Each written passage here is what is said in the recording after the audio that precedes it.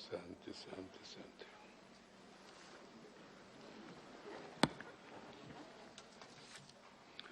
Honorable members, between 17th to 19th of December 2021, Malaysia was hit by severe torrential rains causing severe flood calamity in several parts of the country.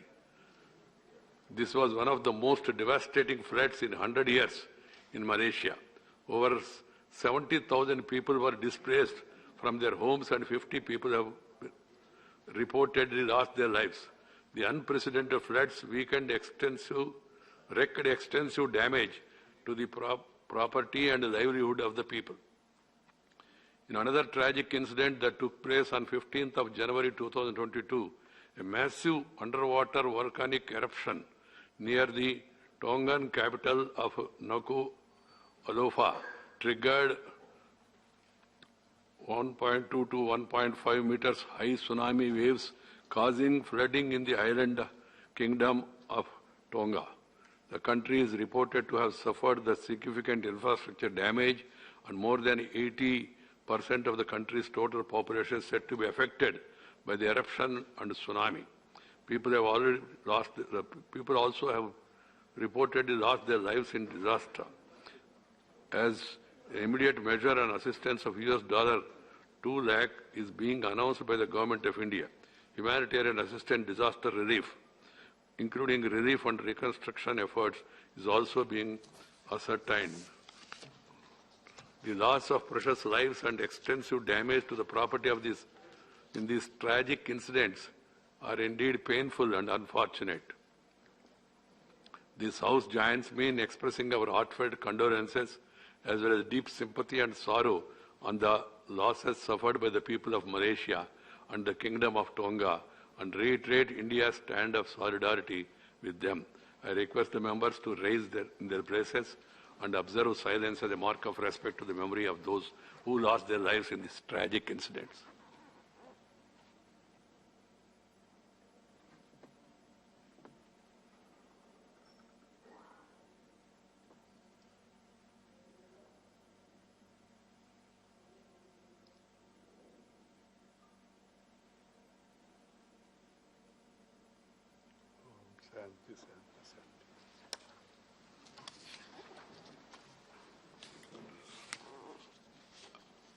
Honourable members, I have to inform members that in view of the limited functional time available and the special seating arrangements made for the current session, I have acceded to the request made by the Minister of Parliament Affairs for permitting the Minister of State and the Minister of Parliament Affairs to lay all the papers listed under the heading "Papers to be laid on the table" in the list of business for the day in the name of other ministers till this session because of the COVID situation.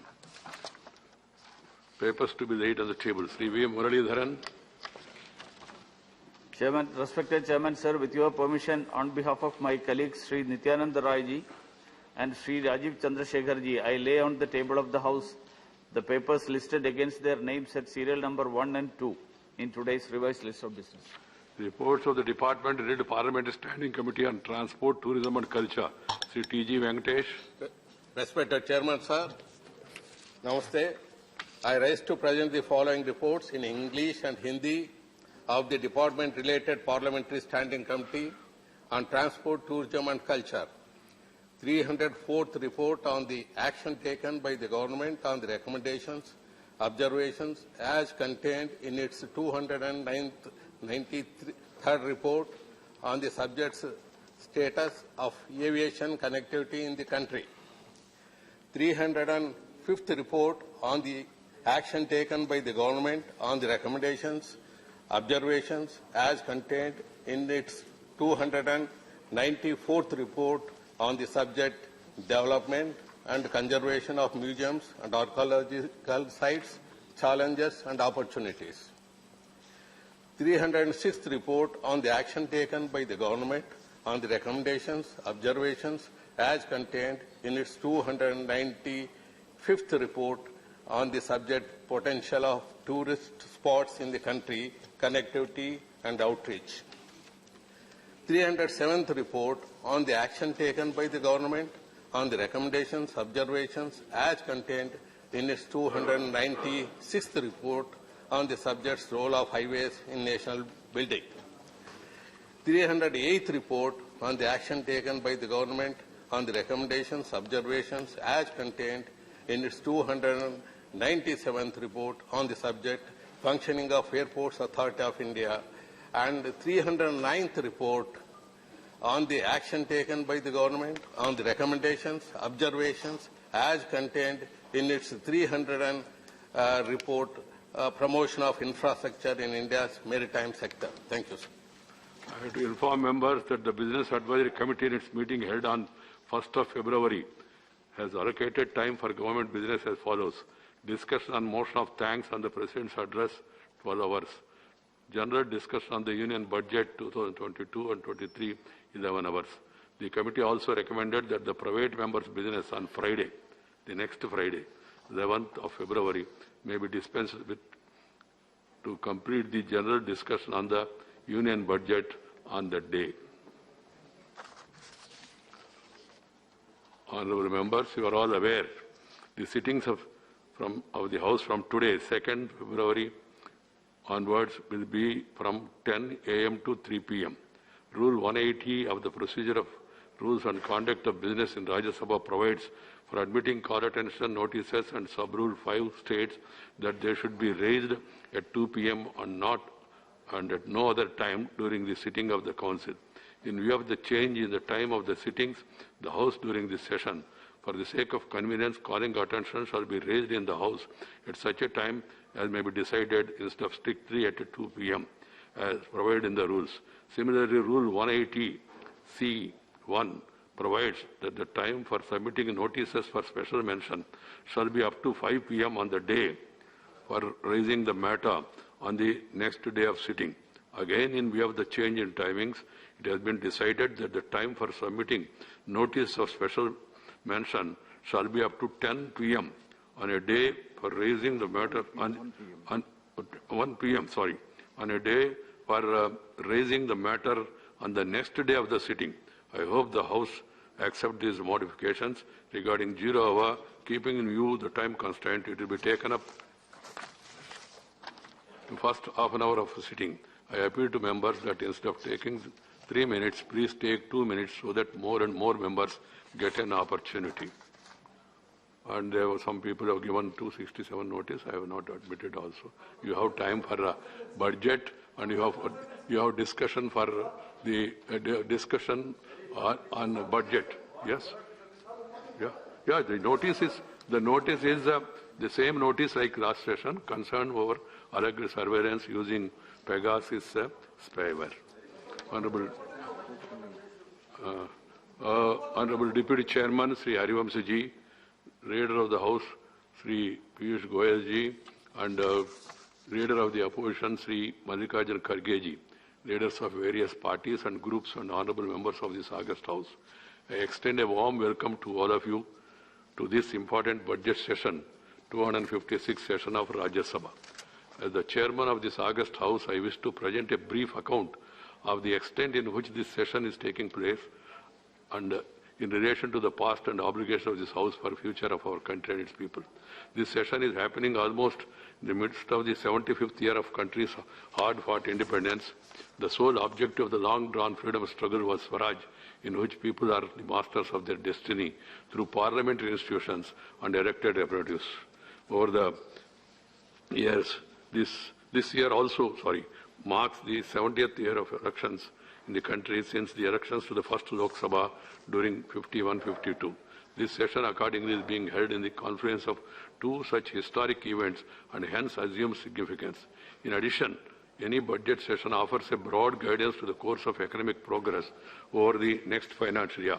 This budget session acquires added significance as the nation is collectively keen on enduring to lift the national economy from out of the adverse impact of the COVID pandemic over the last 2 years. Threats to the country are still continuing with the third wave of the pandemic at present. The world is living under uncertainty on account of this pandemic. This reminds all of us our responsibility to do the needful to overcome this challenge and secure the socio-economic transformation of our country, which is work in progress. It is appropriate to reflect on how this August House has functioned during 75th year of independence. So far, during the first winter session, the first in this last winter session, the first in this historic year, this August House has lost 52.10% of the valuable sitting time due to disruptions and forced adjournments. During the preceding monsoon session last year, the loss of functional time of this House was as high as 70.40%. This trend of disruption is highly disturbing. I refer to the same with fervent hope that we all reflect on the same and conduct ourselves in a manner befitting the historic time that we are passing through. During the last 70 years of election, the voter turnout has increased from 45% in the elections to the first Lok Sabha to over the highest ever, over 67% in the 17th elections in 2019. This marks an increase of 50% in voters' participation. The voter turn in polls to the state assemblies is even higher. This goes to prove that citizens of our country continue to impose their faith in democracy. In this historic year, the need of the hour is for the 5,000 MPs, MLAs and MLCs to resolve to return to the people the favor they have been relentlessly doing by nurturing our democracy. The only way of doing so is to conduct ourselves in a manner befitting the trust the citizens still have in our parliamentary democracy. Having said so, I would like to remind that this budget session last year, the House clocked a productivity of 93.50%. The spirit of occasion demands that this House turns out the best performance during the important budget session. Honourable members, this is the sixth session being held since the outbreak of COVID pandemic.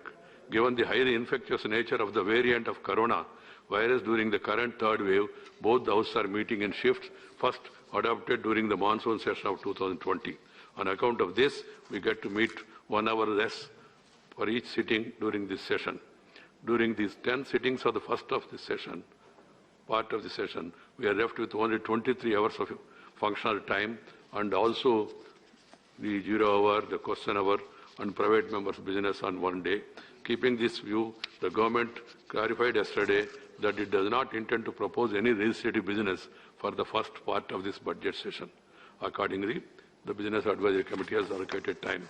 Two important overreaching decisions enable the members to raise every issue referring to the spirit of rules and conventions. These 0 hour and question hour are very important. I also have some important information to share with all of you regarding function of standing committees. I need not repeat the importance of these committees because they are for 24/7 functioning of the Parliament. I am happy to inform that the average attendance of the members of the meeting has increased from 47.64% in 2016-17 to 48.79% in 1920. It fell marginally during 2021, but the average attendance in 255 sittings during the 1921 has been 47%, despite the long spell of COVID pandemic. There is also a welcome improvement showing the deep commitment of each one of you to your parliamentary duties. With regard to the duration of the meetings of the 8 committees, the average duration of meetings improved from 1 hour 48 minutes to 2 hours 10 minutes during 1920, marking an increase of 22 minutes on average per meeting. This is a welcoming sign. The Home Committee reported the highest increase of 66 minutes per meeting, followed by the Committee on Transport with 44 minutes increase, Commerce 42 minutes, Education 29 minutes, Science and Technology 22 minutes. Similar trend prevailed during 2021. Such substantial increase in the duration of the meetings meant that the resources spent on the meetings of these committees are being better utilized. I compliment the chairmen and also the members of these committees for their efforts in this regard. Honourable members, our country has demonstrated remarkable resilience in vaccinating the people. I hope that each one of us also will take initiative to take care to see that people in our respective areas are all, whoever eligible, they are vaccinated immediately. The Secretariat issued guidelines for regarding COVID complaint behavior of to avoid the infection. I urge all of you to take all precautions suggested. I fervently appeal to all of you to ensure a safe and productive session, and once again appeal members, keep the distance, safe distance or secure distance, whatever is suggested, please do accordingly. Then Sri Rajamani Patel, 2 minutes please. माननीय सभापति जी, रीवा हनुमाना 90 kilometre की 4 लेन राष्ट्रीय राजमार्ग में 5000 से अधिक पैस लगाए जा चुके हैं। एमपीआरडीसी के अधिकारियों का कहना है कि 14 जून 2019 को निरीक्षण में लगभग सभी ओवरब्रिजों पर सड़क के बीचों बीच डावर के उबड़ खाबड़ टीले एवं सड़क निर्माण के कच्चे मटेरियल जगह जगह उभरा हुआ है। खुदरा पर निरीक्षण अनुबंध शर्तों के अनुसार टोल वसूल रही विंध्या एक्सप्रेस कंपनी को प्रतिवर्ष राजामणि जी पढ़ना नहीं बोलना कराना पड़ रहा है। एक्सप्रेस कंपनी को प्रतिवर्ष निरीक्षण कराना अनिवार्य है। मॉनिटरिंग एजेंसी के अधिकारियों को रोड का निरीक्षण कराना होता है।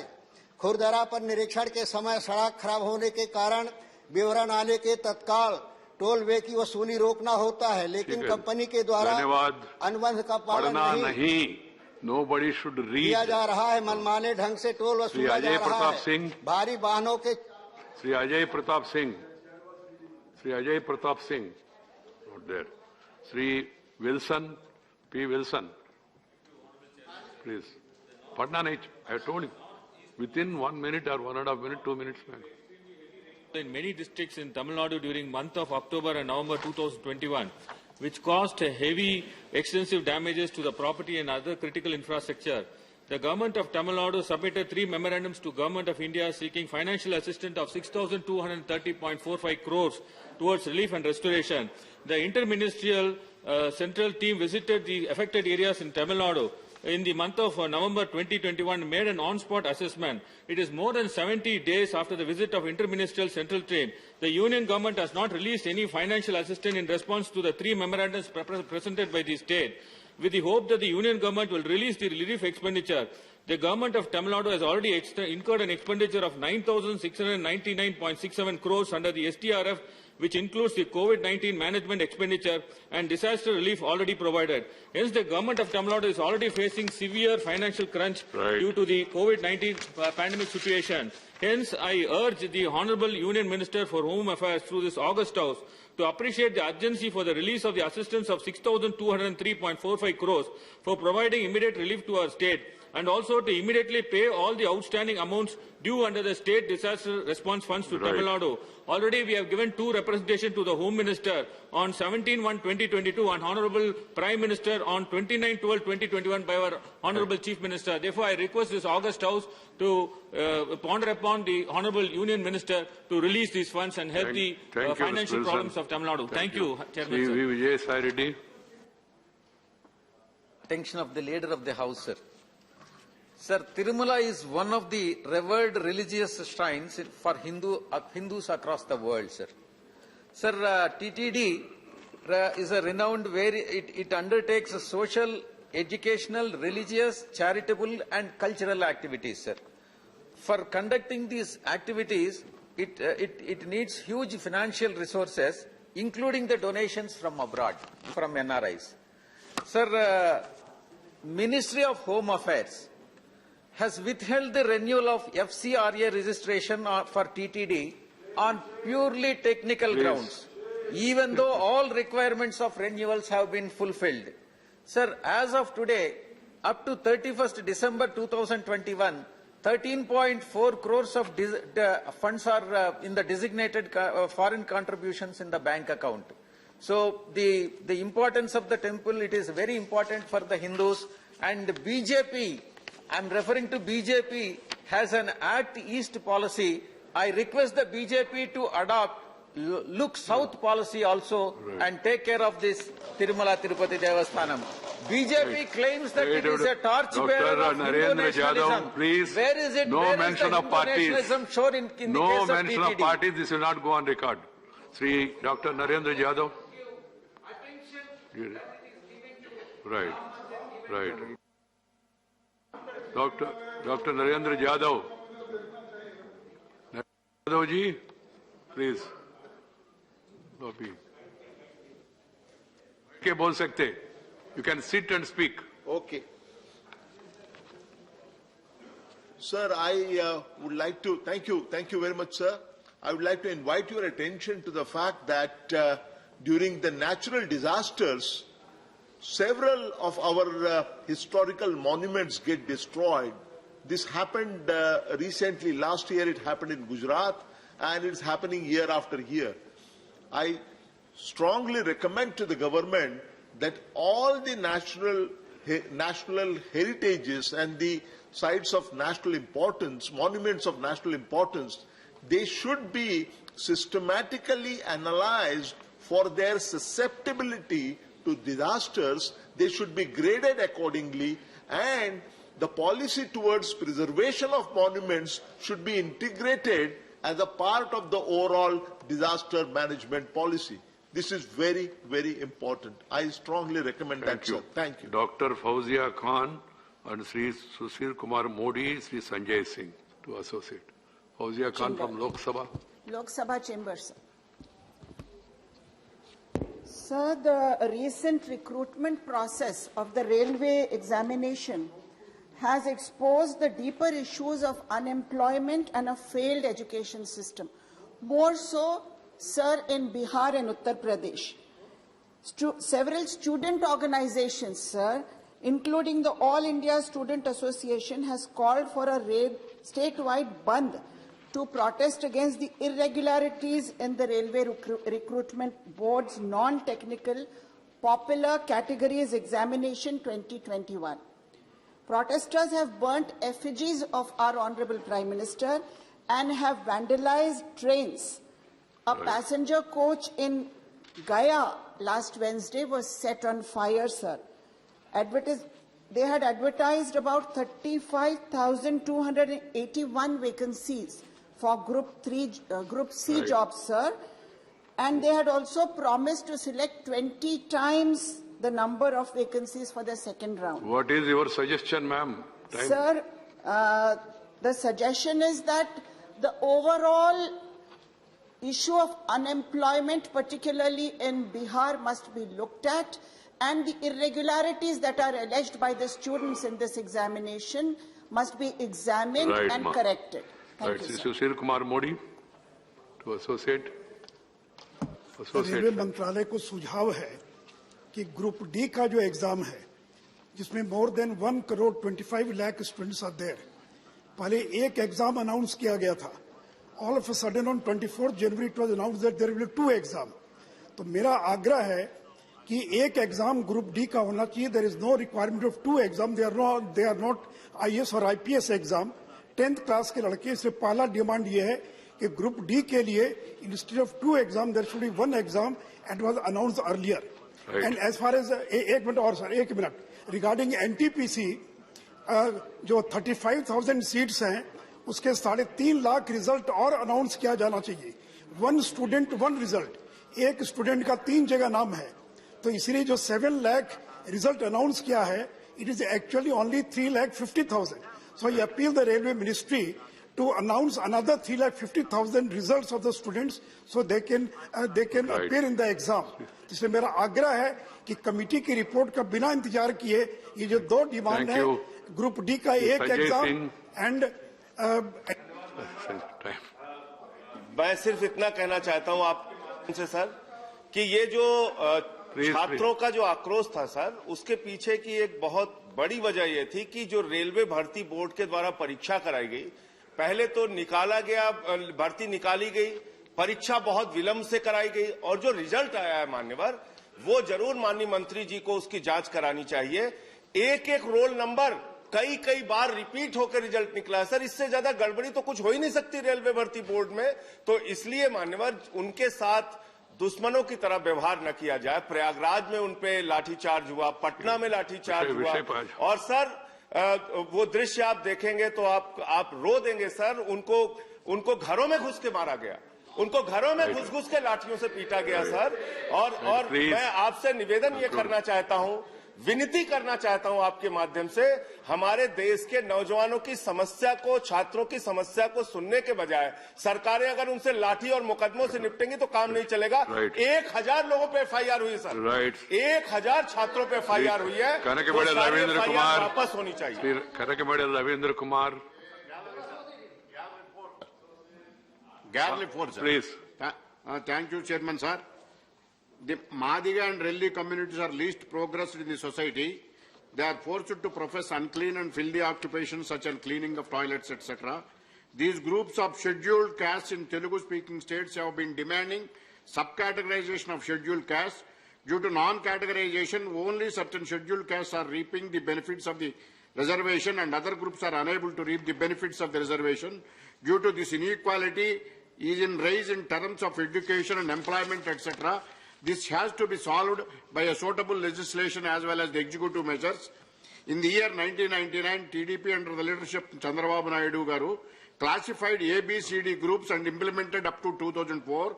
Supreme Court quashed this classification, stating that Parliament can only do enactment.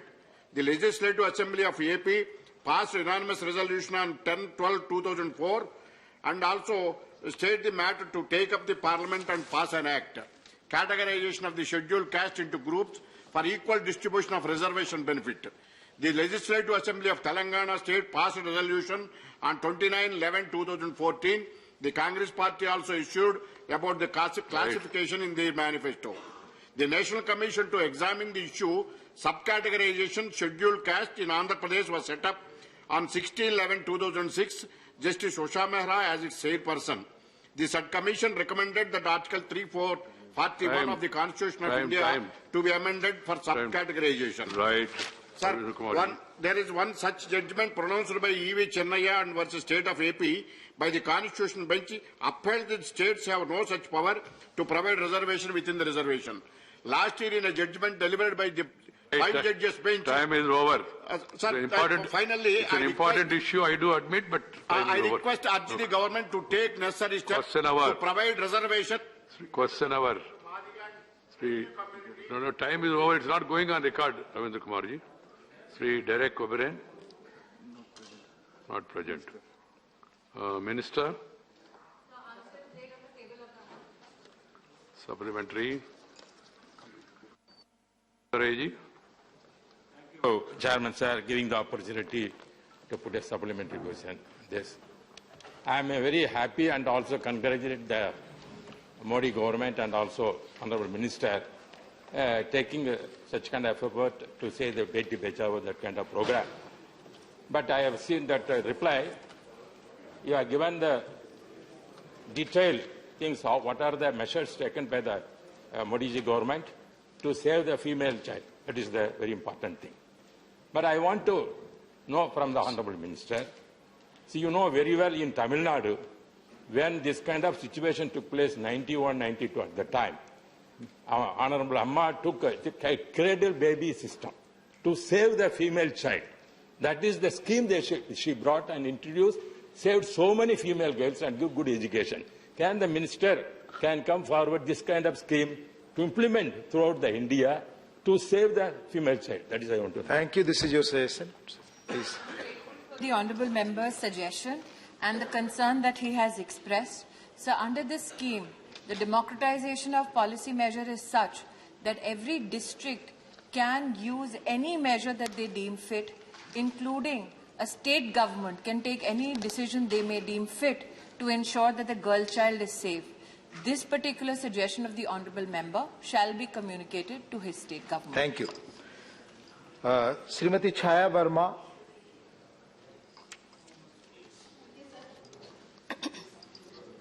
Derek ji ने ये प्रश्न उठाया है कि कितने प्रतिशत धन राशि महिला बाल विकास के प्रचार प्रसार में खर्च हुआ। मंत्री जी का जवाब मैंने पढ़ा, इसमें जवाब में आया है कि 20-21 में 58% राशि महिला बाल विकास का जितनी राशि एलोकेट किया गया उसमें 58% राशि विज्ञापन एवं प्रचार प्रसार में खर्च किया गया। डेरेक जी है नहीं। मेरा सवाल आपके माध्यम से ये है कि मैं माननीय मंत्री जी से जानना चाहती हूँ, क्या आने वाले समय में थर्ड जेंडर को महिला बाल विकास के आंगनबाड़ियों में प्राथमिकता के आधार पर नौकरी में रखा जाएगा क्या? ये मैं जानना चाहती हूँ। इस बात का उल्लेख किया कि इस स्कीम के अंतर्गत मात्र प्रचार प्रसार में भारत सरकार पैसा खर्च करती है।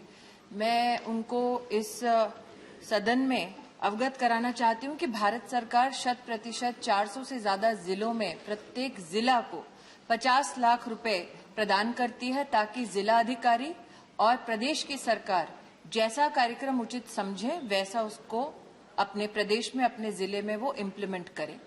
जहां तक कि आंगनवाड़ी सिस्टम्स में किसको नौकरी देना, आईसीडीएस प्रोग्राम जो अब मिशन पोषण के नाम से जाना जाता है उसमें भी इम्प्लीमेंटेशन का अधिकार प्रदेश सरकार का है। धन्यवाद। श्री मनोज कुमार झा जी।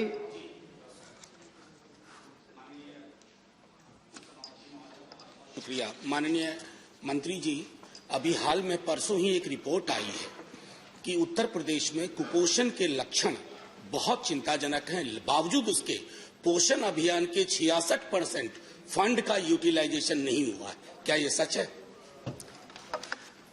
माननीय सदस्य जो प्रश्न कर रहे हैं वो इस प्रश्न से संबद्ध नहीं है, लेकिन इतना निश्चित रूप से कहना चाहूंगी कि जनवरी 13 पिछले साल हमने पोषण अभियान की इम्प्लीमेंटेशन के अंतर्गत नए गाइडलाइंस हर प्रदेश की सरकार को प्रस्तुत किए थे।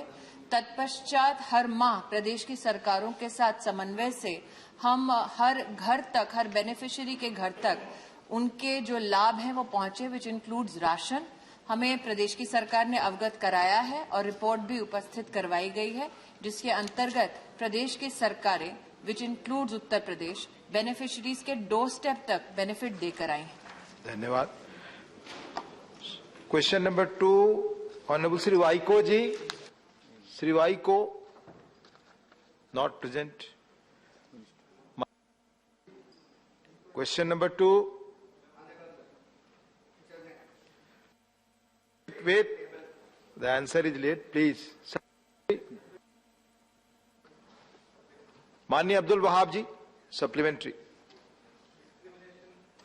By Muslims, Dalits and tribals in the 11th law,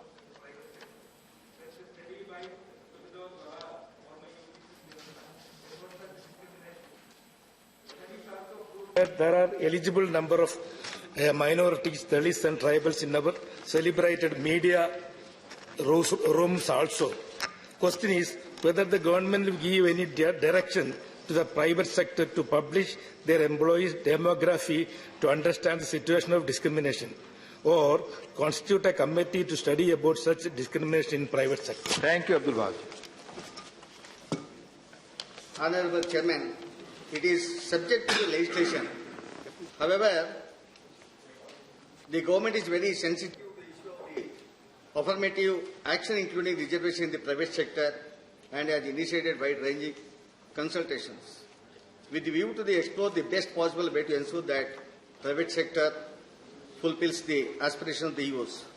At present, the Constitution does not provide any mandate for the reservation of the jobs for SC, ST or the general, even the general category in the private sector. Sir. The reservation of the private sector can be provided by only bringing the legislation in the Constitution, which would therefore require wider discussion, consultation with the stakeholders before we will be taken up the issue, sir. Thank you. माननीय Shri P. Bhattacharya ji from Lok Sabha.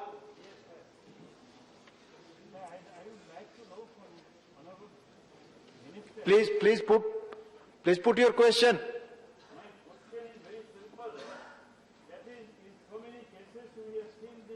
Voice, mic is not working. Please. माननीय P. Bhattacharya ji from Lok Sabha, your voice. Hello, mic is not working. Please tell. I am speaking. Yes, please. अब सुनाई दे रही है आपकी आवाज. अभी सुनाई दे रहा है तो? जी हाँ. In so many cases, we have seen the private sectors are avoiding to follow the reservation for the youth.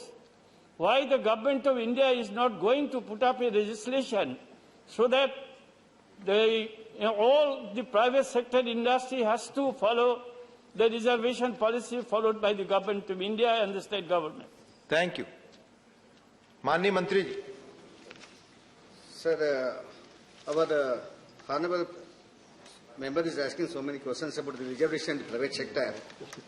But with regarding the affirmative action for the SC and ST and other general caste private sectors, coordination committee is there. It was set up by the Prime Minister's office in 2006 under the chairmanship of the Principal Secretary of the Prime Minister, sir. It had held 9 meetings from the 2006 till 2019, sir, and it is received suggestions from the various stakeholders, sir. Even for the reservation of the ST and ST, there was a coordination committee to resolve the unemployment problems. The committee held several meetings, sir, and advised the taken the appropriate action on the issue of the consulting the concerned departments and HRs of the private companies. They provide the employment for the candidates who belong to SC, sir. Even our government, as by Honorable Prime Minister Narendra Modi, is advised to promote and set up more skill training programs in all the sectors of the entire private sector, sir. Thank you. Dr. Sivdasan. Dr. Sivdasan. Please. Decreasing number of jobs of SC/ST community in private sector the last 5 years? The question will not arise, sir, because we have no such statistics, sir. Question number 3, Dr. C.M. Ramesh. माननीय मंत्री जी, first supplementary.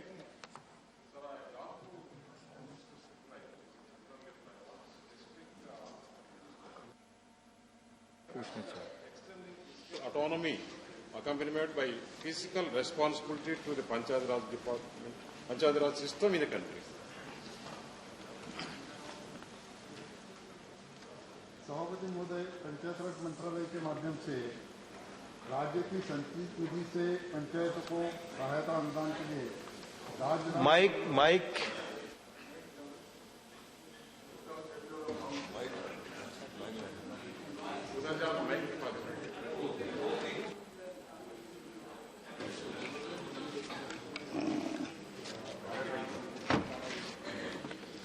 Panchayat राज मंत्रालय के माध्यम से राज्य की संचित निधि से पंचायतों को सहायता अनुदान के लिए राज्य विधानमंडलों से प्राधिकरण प्राप्त करके पंचायतों को सुदृढ़ वित्त साथ ही पंचायतों के निर्दिष्ट करों, शुल्कों, पत्कर का प्रावधान है. 5 वर्षों में पंचायतों वित्तीय स्थिति की समीक्षा केंद्रीय वित्त आयोग और राज्य वित्त आयोग के माध्यम से भी की जाती है. Thank you.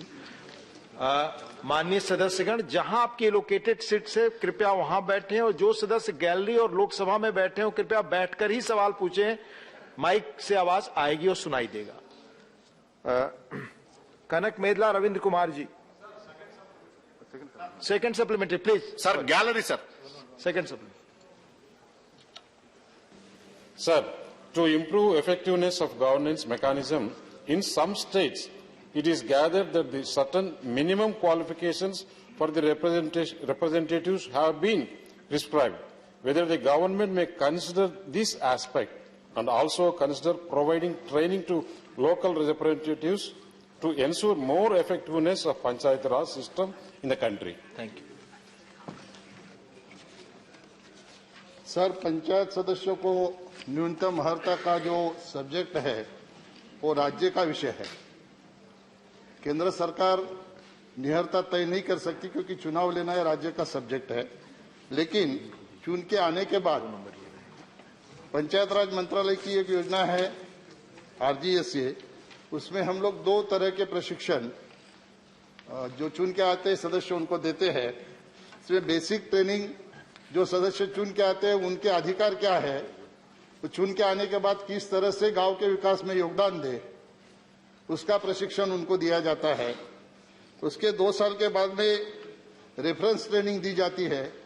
जो अभी नया टेक्नोलॉजी आया है वो टेक्नोलॉजी के माध्यम से अपनी ग्राम पंचायत ग्राम स्वराज के माध्यम से किस तरह से जुड़े, अपने गांव का विकास करने के लिए सारे जो पोर्टल है वो किस तरह से आत्मसात करे, इसका ट्रेनिंग 2 साल के अंदर दिया जाता है.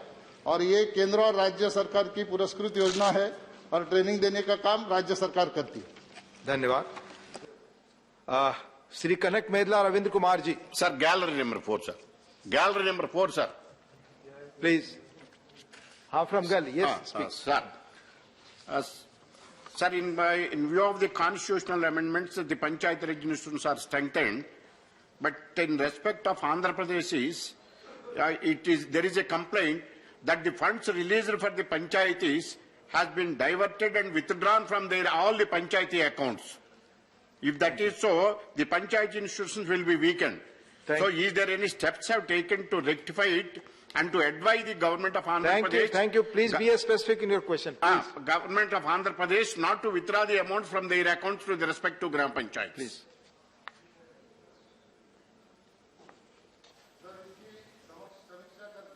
अगर ऐसा होता है तो निश्चित तौर पर आंध्र प्रदेश सरकार से जानकारी लेके उसके बारे में पंचायत राज मंत्रालय के माध्यम से हम लोग उचित निर्देश जारी करेंगे। माननीय राकेश सिन्हा जी। महोदय, मैं जानता हूं कि पंचायत राज्य का विषय है और अलग अलग राज्यों में पंचायतों के कुछ अलग अलग कानून, नियम और कन्वेंशंस हैं।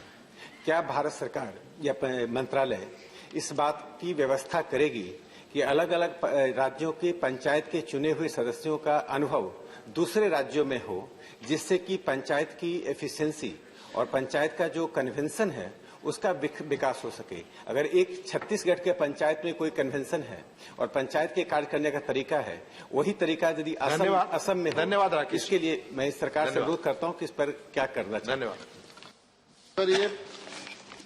ये प्रावधान है, जो पंचायत अच्छी काम करती है वहां पे कुछ लोग जाते, जैसे मैं महाराष्ट्र का एग्जाम्पल दूंगा, हिरवे बाजार पंचायत का, वहां पे बहुत सारे राज्यों से वहां पे जो अच्छा काम हुआ है वो देखने के लिए दूसरे पंचायतों के सदस्य जाते हैं। Doctor Amar Patnaik ji.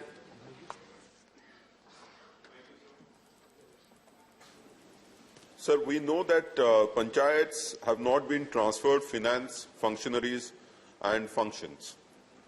But now the biggest question is for their inclusion in Digital India campaign that is being talked about everywhere. What is the plan of the ministry? Sir, e Gram Swaraj के माध्यम से पंचायत राज मंत्रालय में लगभग 2 लाख पंचायतें अब तक जुड़ी हुई है। बाकी बचे हुए पंचायतों को ई ग्राम स्वराज के माध्यम से हम लोग जोड़ने के बारे में हमारा प्रयास शुरू है। ये सारा जो पोर्टल है वो तकनीक के माध्यम से पंचायतों को जोड़ के कम से कम वहां पे भ्रष्टाचार हो, इसके लिए ये हम लोगों ने कदम उठाया है और इसका अच्छा रिस्पांस हमको मिला। धन्यवाद। Question number 4, Chaudhary Sukhram Singh Yadav ji. माननीय मंत्री जी, फर्स्ट सप्लीमेंट्री। माननीय चौधरी साहब। महोदय, मैं माननीय मंत्री जानना चाहता था, उसका जवाब माननीय मंत्री ने सही नहीं दिया, लेकिन मैं इतना पूछना चाहूंगा माननीय मंत्री,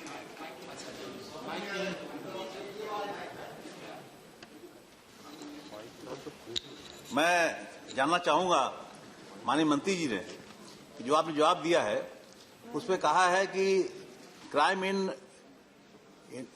इंडिया में ये आप प्रस्तुत करेंगे। हम लोग क्राइम इन इंडिया कहाँ मिलेगा कहाँ नहीं मिलेगा हमें नहीं मालूम। जवाब मांगा गया है हाउस में, जवाब हाउस में आना चाहिए था। लेकिन आपसे सजेशन चाहता हूं कि माननीय मंत्री से कहें कम से कम ऐसा जवाब दें कि हम लोग उसको जान भी लें। दूसरी बात मैं पूछना चाहूंगा माननीय मंत्री से आपके माध्यम से कि नकली नोटों के बारे में जिस प्रकार से ये नोटबंदी हुई और पूरे देश में हाहाकार मच गया, उसके बाद आज तक स्थिति क्या है कि नकली नोटों का प्रचलन बंद हुआ, उससे अधिक नकली नोट आज बाजार में आ गए। धन्यवाद। सभापति महोदय, जहां तक उन्होंने मूल प्रश्न के संबंध में कहा है कि उत्तर सटीक नहीं है, मैं स्पष्ट रूप से उनको कहना चाहूंगा कि जो उन्होंने पूछा है वह उत्तर सभापटल बहुत ही सटीक रूप में रखा गया है, खंड वाइज। दूसरा है कि उन्होंने कहा कि जब विमुद्रीकरण हुआ है उसके बाद जाली नोटों के प्रचलन में भी क्या स्थिति आई है, बढ़ी है या घटी है। तो जाली नोटों का जो एक तरह से प्रचलन है, जिसका जो कुप्रभाव देश पर पड़ता है, वह केवल आर्थिक स्थिरता के लिए ही खतरा नहीं है, देश में आतंकवाद को भी बढ़ावा देने का प्रयास करता है। माननीय मोदी जी की सरकार संकल्पित है कि हम देश की अखंडता के लिए और देश की आर्थिक व्यवस्था को सुदृढ़ करने के लिए हम किसी भी प्रकार के साजिश को हम बर्दाश्त नहीं करेंगे। और जहां तक नोटबंदी की बात आई है, उसमें बहुत सारे अच्छे परिणाम आए हैं। नोटबंदी के कारण तो बहुत है, इस मूल प्रश्न से जुड़ा हुआ नहीं है, फिर भी माननीय सदस्य को हम कहना चाहेंगे कि इसके कारण जो काला धन था, काला धन को बाहर निकालने में बड़ी कामयाबी मिली है और आज इसको देश और दुनिया भी इसको देख रही है। नहीं, बिल्कुल आज जिस प्रकार के काला धन और दूसरा जो आतंकवाद, उग्रवाद और नक्सल इलाकों में जिस काले धन का उपयोग होता था, वह एक बड़ी मात्रा थी और इस विमुद्रीकरण के कारण उस पर कमी भी आई है, विराम भी आया है।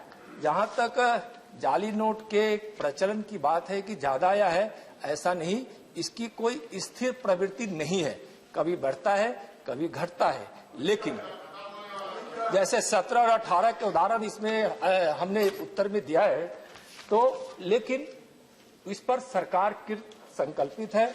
और जो जाली नोटों का, अगर यह क्वेश्चन का भाव यह है कि जाली नोट ज्यादा अभी बरामद किए जाते हैं, इसका मतलब है कि सरकार अपने संकल्प के अनुसार उस साजिशों को नाकाम कर रही है जो जाली नोट के प्रचलन को भारतीय अर्थव्यवस्था में लाना चाहते हैं। थैंक यू, धन्यवाद। सेकंड सप्लीमेंट्री चौधरी साहब। थे कि आखिर कितना प्रतिशत अब जाली नोट चल रहा है, नहीं बताया माननीय मंत्री, नहीं बताया। Second supplementary. मैं माननीय मंत्री पूछना चाहूंगा कि इस नोटबंदी को के बाद भी यदि जाली नोट नहीं रुक रहा है, तो सरकार को जो कल माननीय बजट पेश किया गया, माननीय मंत्री ने पेश किया, उसमें उन्होंने कहा डिजिटल नोट अब जारी होंगे। क्या ये नोट, फर्जी नोट रोकने के लिए डिजिटल नोटिंग से लाभ मिलेगा या इसकी प्रक्रिया कब तक पूरी हो जाएगी? जरूर लाभ मिलेगा। जहां तक कि इन्होंने कहा कि नोटबंदी और जाली नोटों का जो प्रचलन है उसमें कमी आई या नहीं आई है, मैं इनको स्पष्ट रूप से मैं पहले भी कहा हूं, अगर और विस्तृत उत्तर चाहते हैं तो मैं इनको बताना चाहूंगा कि एनआईए अब तक FICNA के 12 केस दर्ज किए हैं और उस 12 केस में जो पाकिस्तान के 21 केस थे और अब तक उसमें 291 आरोपियों को गिरफ्तार किया गया है, 108 दोषियों के विरुद्ध कार्रवाई की गई है। जब सरकार इस प्रकार की जांच करती है, FIR करती है, ठोस कार्रवाई करती है और गिरफ्तारियां होती है, तो निश्चित रूप से जाली नोट के प्रचलन व्यवस्था में लाने के लिए जो प्रयास होता है उसमें निश्चित रूप से कमी आई है। कभी कमी आई है तो हमारे ठोस निर्णय और कार्रवाई का परिणाम है, कभी बढ़ती है तो हमारी जो प्रक्रिया है उसको रोकथाम के लिए तो हम उसकी बरामदी भी ज्यादा करते हैं। धन्यवाद। श्री अनिल देसाई जी फ्रॉम लोकसभा। और अध्यक्ष महोदय, जहां तक प्रतिशत की बात करते हैं तो गृह मंत्रालय जब इस प्रकार की घटनाएं होती है तो एनआईए जो इसकी जांच एजेंसी है उसके माध्यम से हम इस पे कार्रवाई करते हैं। लेकिन जो प्रश्न है, बहुत प्रश्न इनका वित्त विभाग से भी जुड़ा हुआ है। धन्यवाद। श्री माननीय अनिल देसाई जी बैठकर बोले, आवाज आएगी, बैठकर बोले please. Thank you chairman sir. Deputy chairman sir, sir in the chart which has been given by the minister, if you go by the chart, the progressively recovery of the notes is being shown. My question to the minister through you is, when after demonetization, when the new bill was introduced, government through RBI had made it categorically emphasize that security features which are embedded in the new bills, they will never be able to compromise by the counterfeiters to ward off whatever attempts were being done earlier before the demonetization and why the demonetization has taken place, to keep off terrorists and that easy accessibility to duplication of the notes and all. Now that, I mean, this is progressively going higher and higher, barring... Please put your question briefly. My question to the minister is, what measures are being taken? Because if minister, what he's saying in the reply given to the earlier colleague, that attempts are being made to see that this is what exact measures, because this is playing with the internal question, please. Internal security Mr. of the Desai. nation. This is a very important question, sir. Let me I ask. know, but what measures are being taken? I mean, it is not that. I mean, what answers are being given by the minister? Please be is brief. Not sort of what measures are being taken to put full stop to this. Thank you. To curb Thank this you. menace. Thank you. माननीय मंत्री। सभापति महोदय, इसके लिए सरकार व्यवस्था की है और कानूनी उपाय भी किए हैं, जैसे कि जाली करेंसी नोटों को बनाना, उनका उपयोग करना, रखना भारतीय दंड संहिता की धारा 489 क से अंगत के तहत दंडनीय अपराध है, जिसके तहत हम काम करते हैं। इसको एनआईए एक्ट के तहत इसे अधिसूचित अपराध में बनाया गया है ताकि इस पर रोकथाम की जा सके। उच्च गुणवत्ता वाले FICN संबंधी अपराध को वर्ष 2013 में UAPA के तहत आतंक की श्रेणी में लाया गया ताकि उसका हम विस्तृत जांच भी कर सके और रोक भी लगे। संस्थागत उपाय भी इसके रोकथाम के लिए किए गए हैं और गृह मंत्रालय ने इसके लिए CFT बनाई है, जो आतंकवाद के वित्त पोषण का मुकाबला करने के लिए है। NIA को FICN के मामलों को नोडल एजेंसी बनाया गया है। केंद्र सरकार ने FICN के मामलों को प्रभावी समन्वय और तत्काल सूचना साझा करने के उद्देश्य से FICN समन्वय केंद्र भी बनाई है।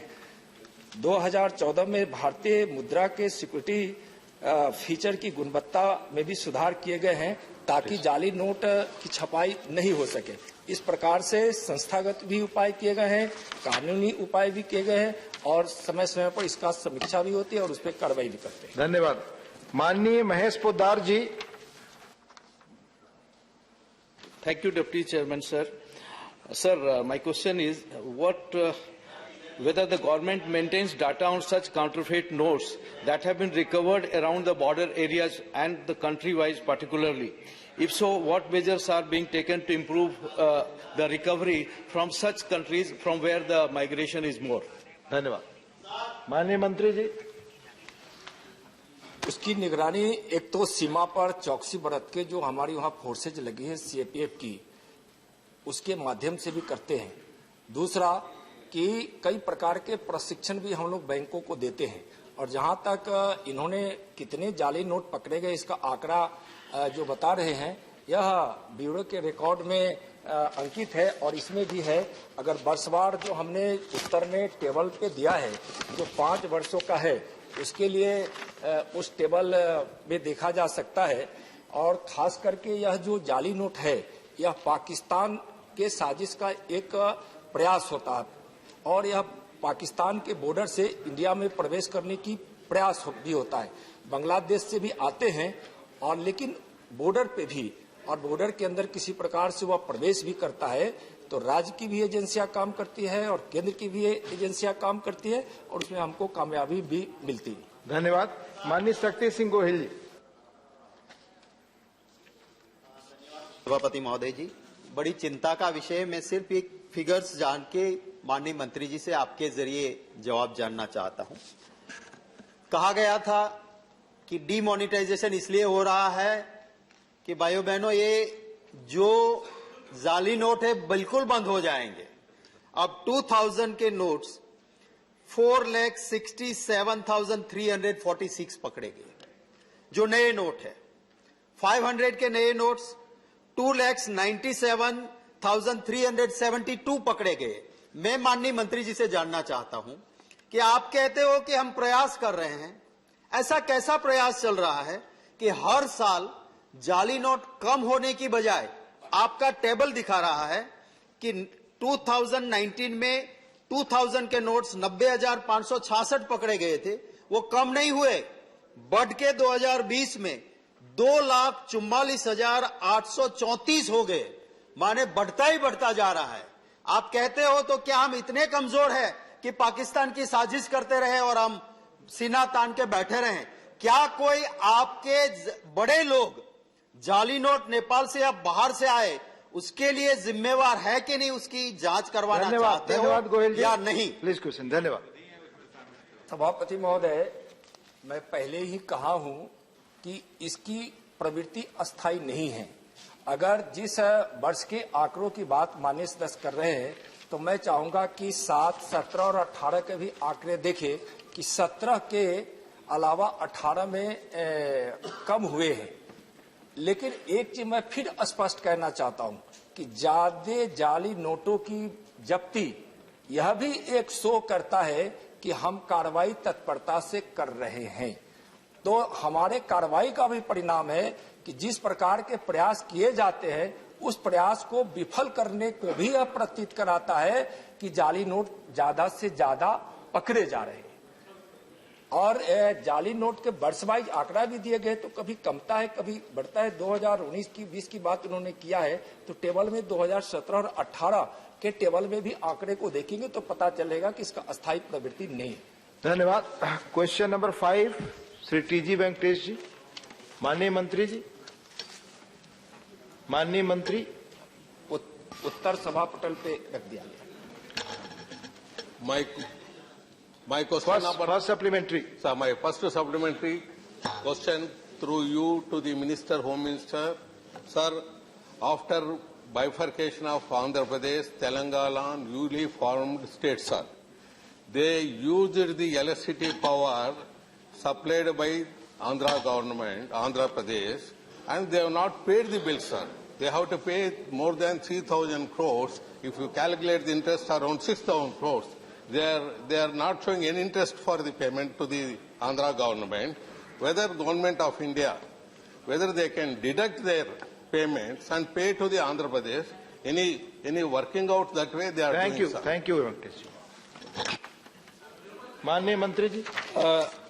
सभापति महोदय, केंद्र सरकार चिंतित भी रहती है और प्रयास भी करती है कि पूरे देश के समग्र विकास के साथ साथ तेलंगाना और क्या नहीं आप जवाब दें। नहीं, हमको बहुत मानते हैं, हम उनके छोटे भाई हैं, तो अभी भी हमको निमंत्रण दिए कि एक बार आकर हमारे यहाँ भोजन आपस का रिश्ता हाउस के बाहर। प्लीज माननीय मंत्री जी जवाब। तो सरकार चिंतित है कि पूरे देश के समग्र विकास के साथ साथ आंध्र प्रदेश और तेलंगाना का भी विकास हो। एमएचए इसमें एक नोडल एजेंसी है और नोडल एजेंसी के रूप में यह कोऑर्डिनेशन का काम करती है। और इसके जो अनुसूची 12वीं है उसमें विद्युत से संबंधित विषय इसमें जो डाले गए हैं, तो जो उसके भुगतान का, बिजली बिल के भुगतान का मामला है, निश्चित रूप से यह एक राज्य से दूसरे राज्य का है। मैं चाहूंगा कि इस प्रकार की समस्या बीच बीच में भी आती रहती है। कई तो इसके निर्णयों को लागू किया गया और कई निर्णय ऐसे हैं जिस पर दोनों की सहमति नहीं बन पाती है। तो इस बिल के संबंध में अगर सहमति नहीं बनती है, भुगतान नहीं हो रहा है, तो मैं एक बार जरूर गृह मंत्रालय की ओर से वहां के इस स्थिति से अवगत होकर आगे अगर कुछ स्थिति उसकी बनती है तो उसमें चूंकि हम कोऑर्डिनेशन करते हैं, हम कुछ निर्णय नहीं ले सकते, तो उस संबंध में अगर कुछ सुझाव होगा तो हम उसको भेजेंगे। Second supplementary. To you, sir, the Andhra Pradesh Srisailam Dam we have, sir. The Telangana government, they have power project downstream of the Srisailam project. They are not disciplined, sir. They are using the downstream, they are using the water for power generation, irrigated water, for irrigation purpose water. They are illegally, they are drawing and they are making the power, sir. This is not acceptable, and Home Ministry has to take immediate steps, and they should please put your collect that much quota of future. They should stop that water, sir. Thank you. देखिए, मैं पहले बताया कि हम coordination का काम करते हैं और यह जल शक्ति मंत्रालय इस विषय को विशेष रूप से देखती है। लेकिन दोनों राज्यों की समस्या जब इस प्रकार से आती है और सिंचाई परियोजनाओं के माध्यम से अगर कोई बिजली उत्पादन की बात आती है, तो उसमें निश्चित रूप से इस परियोजना के अंतर्गत जो बातें आती है, इसके लिए भी जब हमारे गृह सचिव के स्तर से अभी तक 26 मीटिंग हो गई है, और अगर इस प्रकार की कोई बातें हैं जो माननीय सदस्य ने रखा है, तो आगे की किसी भी इस प्रकार की मीटिंग में इस बात को भी दोनों राज्यों के सामने रखेंगे। धन्यवाद। Shri GVL Narasimha Rao, please.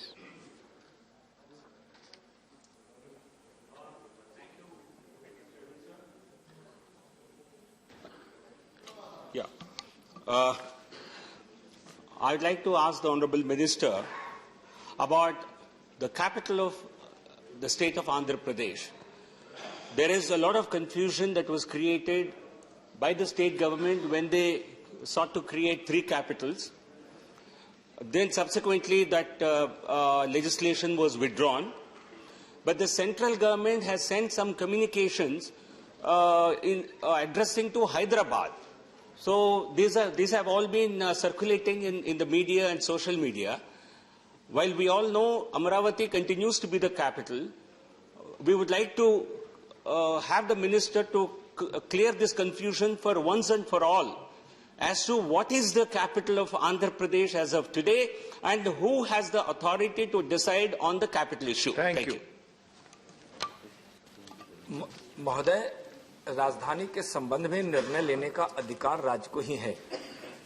23/4/2015 के अनुसार आंध्र सरकार ने अमरावती को अपनी राजधानी घोषित की थी, लेकिन जुलाई 2020 में आंध्र प्रदेश ने एक अधिनियम के द्वारा आंध्र प्रदेश की 3 राजधानियां अधिसूचित की। अमरावती विधायी राजधानी, विशाखापट्टनम कार्यकारी राजधानी और कुर्नूल न्यायिक राजधानी। लेकिन उसके बाद सरकार ने इस चीज को, एक जो समाचार पत्रों के माध्यम से भी हम लोगों को जो जानकारी प्राप्त हुई कि इसको वापस ली है और कही है कि समीक्षा के तत्पश्चात हम इसका निर्णय लेंगे इस तीनों राजधानियों के संबंध में या एक राजधानी के संबंध में। लेकिन अभी अमरावती ही आंध्र प्रदेश की राजधानी राज्य सरकार ने अधिसूचित की। धन्यवाद। माननीय वी विजय साई रेड्डी।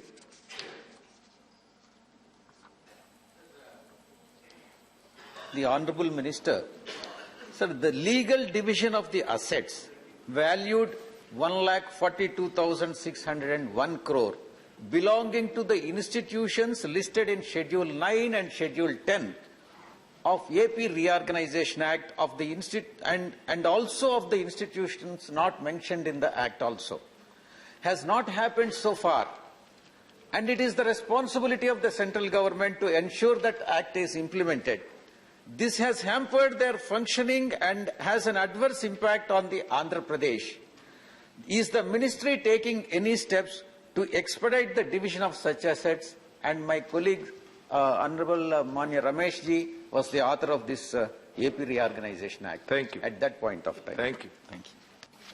महोदय, 9वीं अनुसूची में के अंतर्गत संस्थान है और इसके निपटारा के लिए एक शिलाभिरेख कमेटी भी बनाई गई थी।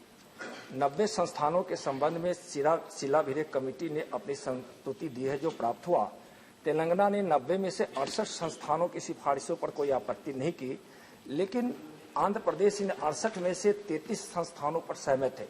आंध्र प्रदेश समग्र हल के पक्ष में है, जबकि तेलंगाना केस बाई केस सिफारिश को स्वीकार करने के पक्ष में है। यहाँ कुछ विवाद आते हैं।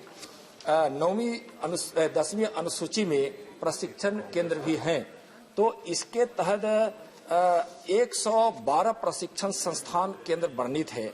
धारा 75 के अनुसार इसके विभाजन का कोई प्रावधान नहीं है और आंध्र प्रदेश इन्हें जनसंख्या के अनुपात में विभाजित करना चाहता है तथा तेलंगाना स्थान के आधार पर।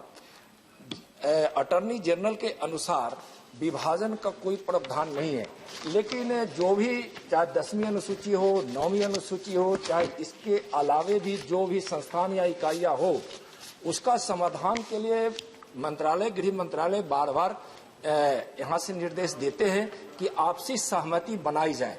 आपसी सहमति के आधार पर ही इस पर कुछ निर्णय हो सकता है और हम तो सिर्फ समन्वय का काम करते हैं, हम कोई आदेश जारी नहीं कर सकते। हम कुछ सुझाव आते हैं या कुछ दोनों राज्यों की तरफ से कुछ बातें आती है तो उसको गृह मंत्रालय कोऑर्डिनेट करके दोनों स्टेट के सामने रखती है। जहां तक मैं इसलिए केंद्र सरकार की जो चिंता है, पुनर्गठन के बाद आंध्र राज्य को 2014 के उपरांत भारत सरकार द्वारा कुल 65,730 करोड़ की राशि जारी की गई और पुनर्गठन के बाद तेलंगाना राज्य को 2,385 करोड़ की राशि जारी की गई, जो विभिन्न संस्थाओं और राजधानी शहर की सहायता, सिंचाई परियोजनाओं से लेकर कई तरह के राजस्व घाटों के अनुदान के मामलों में भी और जो पिछड़े राज्य हैं उसको भी प्रत्येक वर्ष हम उसके विकास के लिए देते हैं। इस प्रकार से प्रयास होता है, लेकिन हम समन्वय का ही काम करते हैं। धन्यवाद। माननीय श्री सीएम रमेश जी, माननीय Shri CM Ramesh ji, there are other ways for that, please. माननीय CM Ramesh ji. State has been bifurcated last 8 years back. It is there in the Act, so many issues. These issues now, Telangana state and Andhra, some common properties, public sector undertakings and all. And some money also there in the deposit in the banks. Recently we have seen in the media, both the chief secretaries, home minister has called and had discussion. Home secretary. And that also, how many issues are there, how many issues has been settled. I am asking the Home Minister has to take initiative. Both the Chief Minister have very good relations. They were discussing their issues. But why Telangana issue, Andhra issues, they have to sit and settle. And every time they are telling we have very good relations. Please. And now I am asking the Government of India, if instead of calling secretaries, both Chief Minister also has to call and settle these issues. Please put your question. Yes, sir. Thank you. सभापति महोदय, council की meeting में माननीय गृह मंत्री जी ने भी दोनों राज्यों से यह आग्रह किया है कि दोनों राज्य जो भी विवाद के मुद्दे हैं उसमें आपसी सहमति बनाकर दोनों इस मामले का निपटारा कर ले। कहे कि कुछ चीजों पर निर्णय हुआ, कुछ चीजों पर निर्णय नहीं है और निर्णय दोनों राज्य की सहमति से ही होनी है। तो इनका अच्छा सुझाव है कि दोनों राज्य बैठकर सहमति बना ले और हम लोग भी यही चाहते हैं और बार बार इसका एमएचए के द्वारा प्रयास भी होता है। धन्यवाद। Question number 6, honourable Shri Binoy Viswam ji. माननीय मंत्री, table of the house. First supplementary, माननीय Binoy Viswam ji. Sir, I raise a very serious issue which affects the women of this great country. The sexual violence within marriages. Sir, I am very sure that the Minister herself is aware of this fact. In Section 3 of the Domestic Violence Act, it is defined what is domestic violence. It includes harms or injures or endangers the health, safety, life, limb or well-being, whether mental or physical, of the aggrieved person or tends to do so, and includes causing physical abuse, sexual abuse and such abuses. Thank you. Sir, the abuses are taking place even inside the marriages. You have to be brief in your question, Viraj. No, sir. Please. You allowed everybody to take their own time. Please, this is a very serious issue. Please, sir. Sir, when we come to Section 375 of the IPC, the strength and the vitality of this definition is eroded.